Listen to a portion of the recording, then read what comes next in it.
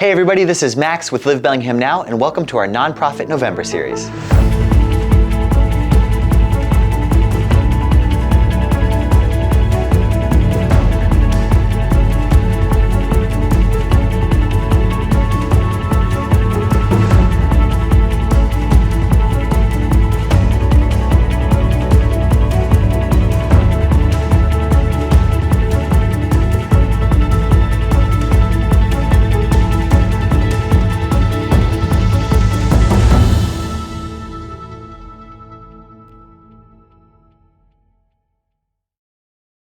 This week, we're taking a look at Blue Skies for Children, an organization founded in 1997 that was created to help the children of Whatcom County raise hope and self-esteem. Their mission is to help families with basic essentials and provide growth and enrichment opportunities for families that might not otherwise afford them, raising the hope and self-esteem of their children. Here to talk a little bit more about their mission and impact is their executive director, Caprice Teske, and their programs manager, Melissa Stevenson.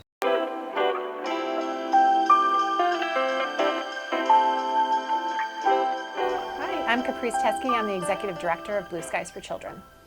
And hi, I'm Melissa Stevenson, and I'm the Programs Manager here at Blue Skies for Children. We are a small nonprofit that works to uplift children that are facing financial barriers. We do that through a couple different programs. One which is our providing essentials programs, so new shoes and coats for kids that might not be able to buy those things themselves for school year. And then our other program, which is for our Little Wishes enrichment program, which is providing access to after-school activities like dance, martial arts, soccer, so that kids can participate in those things with their peers. Our mission here at Blue Skies is to raise hope and self-esteem for youth in Whatcom and Skagit counties that are facing financial barriers. Make sure that kids have access to these activities so that they are filled with hope and gain confidence in the community, and so that they have access to resources that will hopefully change their lives down the road, because they'll be able to experience things that their peers are able to experience.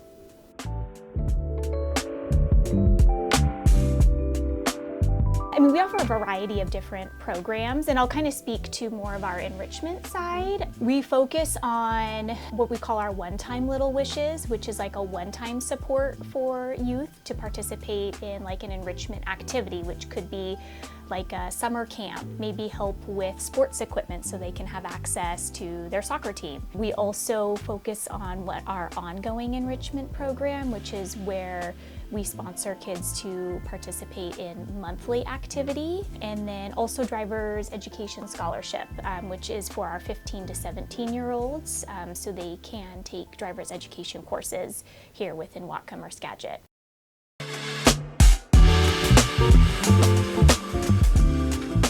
I think the greatest impact is that we are supporting kids right here in this community, and we are engaging them with other community partners, like small businesses that are offering things like martial arts and dance classes. They're able to be a part of the community that their peers are a part of. So I think that that's one of the biggest impacts, is that we're very hyper-local. We want these kids to experience things like Wild Whatcom, which is a small organization that works locally with kids. We want them to experience the Ranger soccer, which is the soccer that is here in Whatcom County with those teammates. And then we are also working with these community partners that are right in our local community.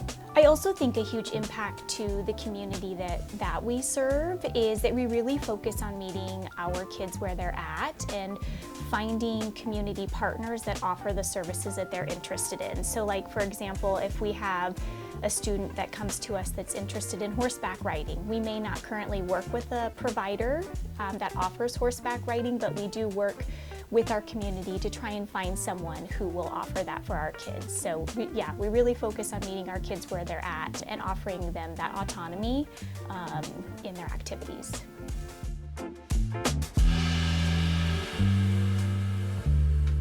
Most folks feel like when kids are families are facing financial barriers, that they are only focused on being able to pay rent and have their essential needs met, and that is incredibly important. But a big way that we can lift up that community and make sure that we can change futures is that these kids are able to have access to experiences that are going to teach them new skills, connect them with people in their communities where they can make lifelong friends. They can have connections to potential mentors who will be with them for a number of years and will help them maybe find a pathway to the future, whether that is going to secondary education or going on to some sort of new job. And that's a really important factor that we don't often hear people talk about when we're talking about children that are facing poverty. That access point is really critical to changing a life. It's not just about making sure a child has, electricity or a roof over their head or food to eat. That's incredibly important, but you're not going to be able to impact that child's life and change that child's life without them having a pathway to something different. The impact that ongoing enrichment in particular can have for a child as well as their family. I mean, recently we were interviewing one of our providers and we're having a conversation about the value of that ongoing enrichment, and they really emphasize that often, for the families that face financial barriers, they might not have access to those family vacations or to those extended trips or things like that. And so when there is a dance recital or a tournament that the family can go to, it really becomes this community event, and it becomes this opportunity for the families to get dressed up and to have that really valued, I'm going to say family time. I don't know, that time and attention together. So.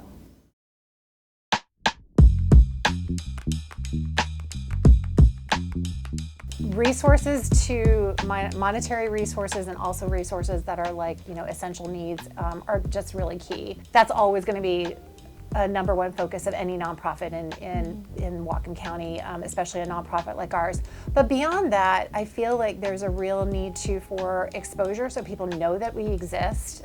They know the why we exist and why we're doing what we do. We are also always really welcoming to volunteers that want to get involved. With a small nonprofit like ours, you're seeing most of the staff here. We have one other staff person. So we need a lot of hands to help us get things done. And so things like people that are willing to help us with marketing, people that are willing to help us with printing signage, things like that are just small things that are not usually a big deal for another organization to take on or a person to take on, but can be really critical to us saving our financial resources to be able to do that, leave those for direct service to kids.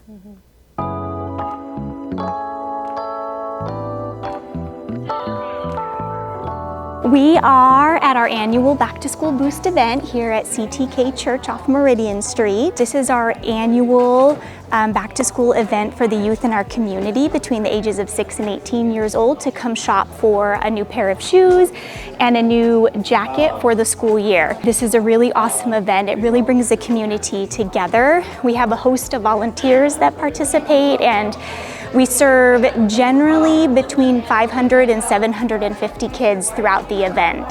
I think one of our main goals is for our kids to leave today feeling confident, prepared, and warm as they enter into the school year. My favorite part about this event is doing the personal shopping with the families. It's the opportunity where you get to walk from one station to the next with the family and help them find the right, comfortable, perfect item. And one of the reasons we focus on shoes and coats is those tend to be the items that there's a gap in services. We really hopeful to be able to give kids new coats and shoes for a couple of reasons. One is that we want something that's going to last the school year, that's going to fit and that children are comfortable in. But we also want children to have that experience of picking what they want to pick, so that they can feel like they have a choice and they're not just getting a hand-me-down or something that's just given to them that they have no selection process in. So it builds their self-esteem and they feel comfortable being on the playground with their peers.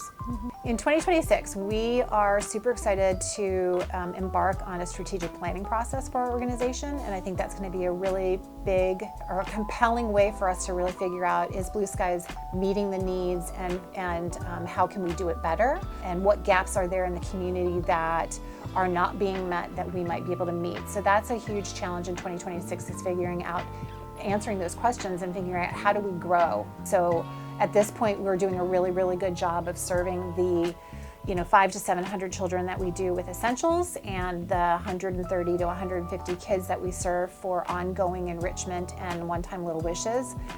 But we know we're not saying yes to every kid. So how do we grow those programs? How do we meet those needs? So it'll be pretty much figuring out, where does that funding come from? Who can we partner with? How can we make those dollars stretch in a way that we can serve more children and give children, a broader audience of children, access to these activities?